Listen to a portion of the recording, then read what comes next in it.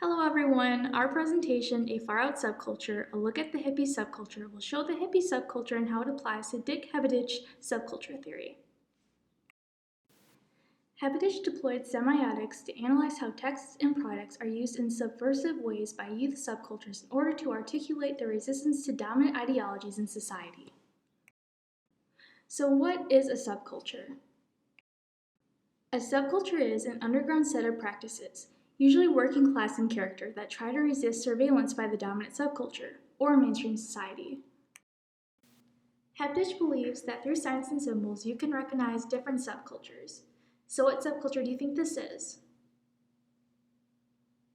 The answer is bikers. What subculture do you think this is? The answer is goths. And lastly, what subculture do you think this is? If you said hippies, you are correct. You may recognize the hippie subculture from popular movies such as these. The hippie counterculture started in the 1960s. A counterculture is when a subculture has beliefs or practices that are radically different from the mainstream society. Countercultures do not wish to function inside mainstream society. At this point in time, Americans and many other people around the world feared nuclear annihilation. And during the 1960s, the Vietnam War was happening. According to hippies, mainstream authority was the root of all problems. Hippies looked at the nation's size, its use of brutal force, its large enthusiastic military, and thought that was not a proper way to run a country. Hippies argued that America needed a new ethics approach, a new way of seeing the world. Their mission was bringing the world to a radical change. They wanted to build a new society on the ruins of the old, corrupt one. Hippies' customs norm. They lived by the motto, make love, not war. Hippies had strong ideals about sex and sexuality. They didn't agree with mainstream society's opposition to masturbation. The idea sex should be strictly marital and feeling guilty for being sexually active. They loved all things peace and nature.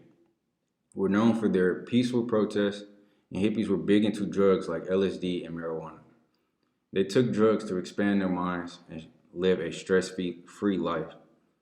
Hippies are known for their kickback attitude, where they are chill and don't have a care in the world. Hippies were arrested for either possession or distribution of drugs, panhandling, and obstructing the sidewalk. You weren't a hippie if you didn't get arrested for drugs at least once. Rock and roll was the music of the hippies. Bob Dylan, favorite of many hippies, told a line in a song, "To live outside the law, you must be honest." They were easily recognized by the use of peace signs, shiny colors, tie-dye, ripped jeans, long hair, and undesirable facial hair for men, and they celebrated non-conformity. Media portrayal of hippies.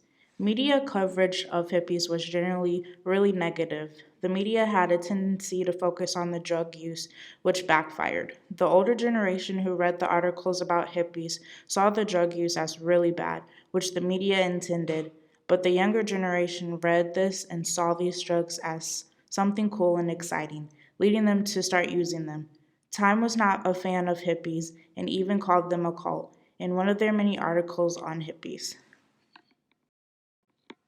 Where Americans adopted a lot of their ideology and commercialized hippie products, leading to the death of subculture. $100 leather jackets and pants were being sold. You could buy love beads and the Benjamin Franklin glasses that were among hippies. You could even run a hippie in some places for only $10. Not only were products popularized, but their ideals were too. Their ideals on sexuality became very modern among Americans. Though not nearly as popular, hippies are still around today. They still take an issue that haven't been resolved, such as environmentalism. Hippies and subculture theory. By looking at the hippie counterculture, we can use that it matches up with subculture theory. We know that subcultures go against mainstreams society, and hippies hated the way mainstream society was run. Subcultures have their own set of beliefs and norms that differ from society, and hippies had their own beliefs of make love, not war, did drugs, and had long hair. Subculture theory also says that subcultures stand out and are recognized through the use of signs and symbols, and we discussed in this presentation you could easily recognize hippies from the use in peace signs, tie-dye, ripped jeans, and hair. And lastly, according to the subculture theory, a subculture dies when it becomes popular or commercialized. The hippies pretty much came to an end after Vietnam War and when business started to capitalize their image, like leather jackets and love beads. In conclusion, by examining the hippie culture, we can see how Dick Heppidy's subculture theory works by seeing how it plays out in history, from their start in the 1960s with their beliefs and practice to their finish in the 1970s when the war ended and their product became commercialized.